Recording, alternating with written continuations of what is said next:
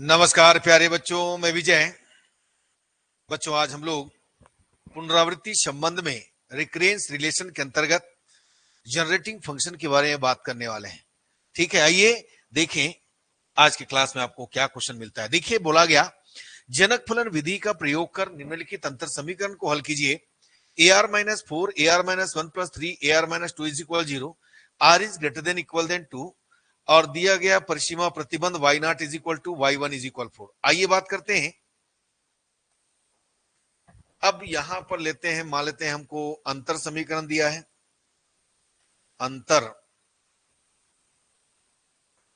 समीकरण क्या दिया है भाई? AR-4 AR-1 3 AR-2 = 0, परिसीमा प्रतिबंध BC बाउंड्री कंडीशन,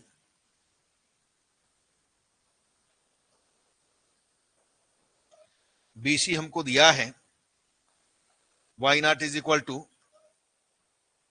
Y1 = 4। ठीक बच्चों, ये एक्चुअल बुक में जरूर दिया है, लेकिन ये A0 ही है, ऐसा याद रखिएगा। इसको ना हम लोग A0 कर देते हैं, ठीक है ना। ये A0 और ये A1। ठीक, अब हम क्या करेंगे, दिए गए अनुक्रम का जनकफलन लेते हैं। मान लो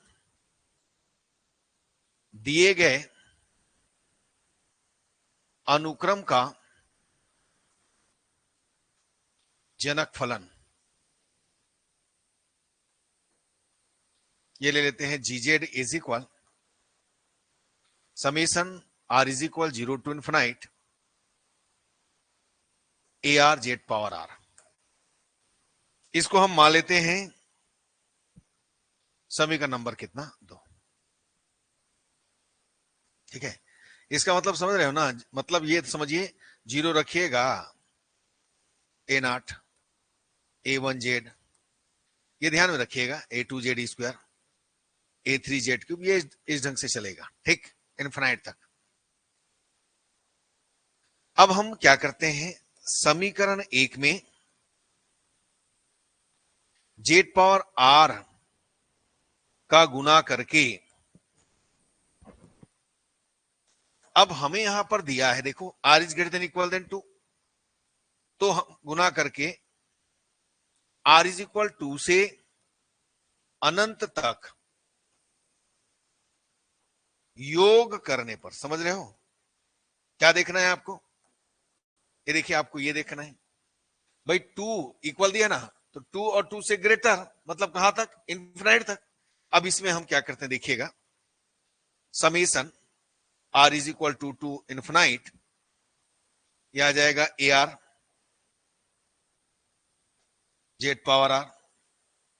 फिर माइनस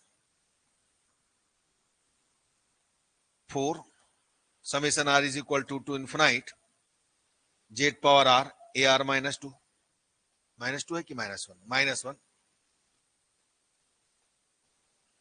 फिर नेक्स्ट हमारा क्या आएगा? 3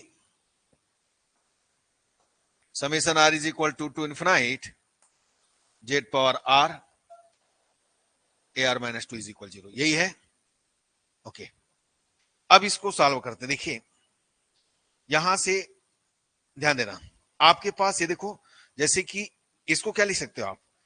A2, ये देखो A2 यानी हमारे पास जैसे कि GZ है, ध्यान देना, तो पहले 2 रखेगा तो A2 और आएगा Z², मतलब ये आएगा, यहां से आएगा। ठीक है ना, तो इसको ट्रांसफर करके यहां लिख सकते हो। देखो कैसे कर रहा हूं मैं इसको, मैंने लिखा है इसको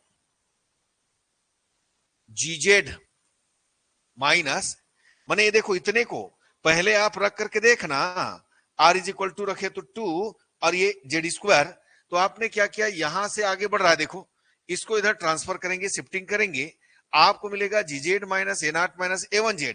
आप रखिए यहां पर, फिर दूसरा वाला देखेंगे, A0 - A1Z, पहला कंप्लीट। अब इसमें आइए, पहला रखेंगे 2, यहां रखेंगे 2, ये देखो, तो यहां से हम जेड को कॉमन निकालेंगे, ध्यान देंगे बच्चों, ये 2 आएगा, तो जेड को कॉमन निकालेंगे तो कितना आएगा 1। ये देखो, यदि मैं जेड को कॉमन निकालूं, यहीं पर लिख देता हूं ऐसे, तो यहां पर मेरे पास क्या बचेगा, R is equal to infinite Z power R minus 1 और ए आर माइनस 1। तो पहला मैं रखूंगा 2, तो जेड आएगा और यहाँ A1 आएगा, तो A1 जेड आएगा, यानी यहां तक आएगा, तो इसको ट्रांसफर करेंगे, तो हमारे पास सेकेंड क्या आएगा, -4Z और GZ माइनस A0। याद रखना प्यारे बच्चों, कैसे लिए समझ में आ गया होगा। यहाँ पर ये मैं जो बताया हूं, मैंने क्या किया, जेड को बाहर कर दिया, उसके हिसाब से इक्विवेलेंट किया। अब इसको मैं हटा देता हूं, चलो यहां से। अब इसमें देखो, नेक्स्ट में हम देखेंगे, यहां पर देखो स्क्वायर कॉमन निकालना पड़ेगा, तो 3Z स्क्वायर कॉमन निकला, तो रिमेनिंग आपके पास बचेगा 2 और ये इन्फिनाइट जेड पावर कितना हो गया R-2 और AR-2। तो ये तो डायरेक्टली जीजेड ही आ रहा है, तो हम राइट करेंगे इसको +3Z² GZ। ये आपको मिल गया प्यारे बच्चों, तो बस इसी ढंग से आपको निकालना है। इसको मैं साफ कर देता हूं। अब आगे बढ़ते हैं, आगे क्या है देखते हैं। चलो, A0 हमको क्या दिया है और A1 क्या दिया है, बाउंड्री कंडीशन देखो, A0 2 और A1 4, GZ 2 -4Z 4Z GZ -2 3GZ² GZ। चलो, अब हम एक काम करते हैं, सबको अलग कर देते हैं, तो GZ -2 -4Z -4Z GZ 4 2 जा 8Z 3Z² GZ। अब इनमें से हम क्या करते हैं, GZ को कॉमन निकाल लेते हैं।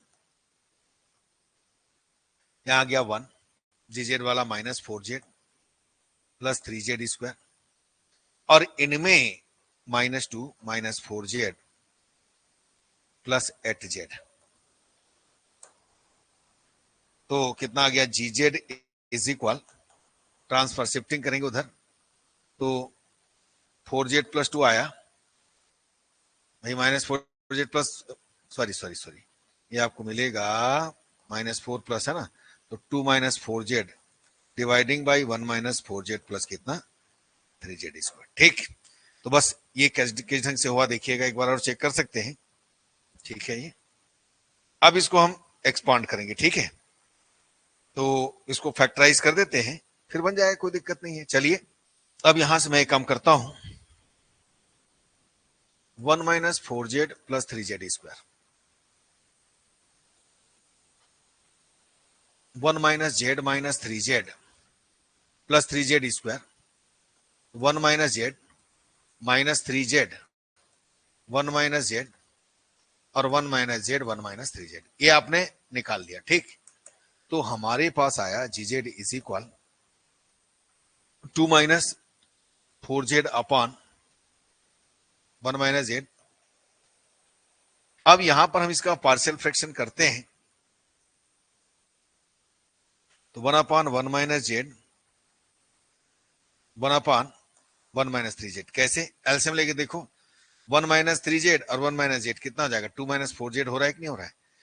या आप डायरेक्ट नहीं करना चाहते तो आप रफली कर लेना, 2 -4Z अपॉन कितना 1 -Z 1 -3Z, है ना, तो A अपॉन, बाकी काम तो जानते हो, आंशिक भिन्न कैसे ब्रेक करते हैं पता है ना, 1 -3Z। तो आपको अवश्य ही A इज इक्वल 1 और B इज इक्वल 1 मिलेगा, और इस तरीके से मिलेगा। ठीक, हम इसको क्या करेंगे, एक्सपांड करेंगे, -1 1 -3Z पावर -1, तो हम इस पूरे को लिख सकते हैं, GZ is equal summation R is equal 0 to infinite, ये आ जाएगा Z पावर R, ठीक है ना, और इसको हम रखेंगे summation R is equal 0 to infinite, ये आएगा 3 power R Z power R।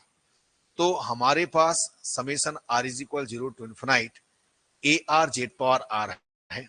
इनमें हम क्या करते हैं, R is equal 0 to infinite 1 + 3 power R, और ये आपको मिल गया Z पावर R। तो जनक फलन है ना, तुलना करें,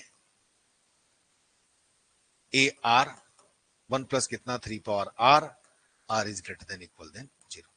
तो इसी ढंग से हमको क्या करना था, निकालना था प्यारे बच्चों। तो मुझे उम्मीद है आपको समझ में आया होगा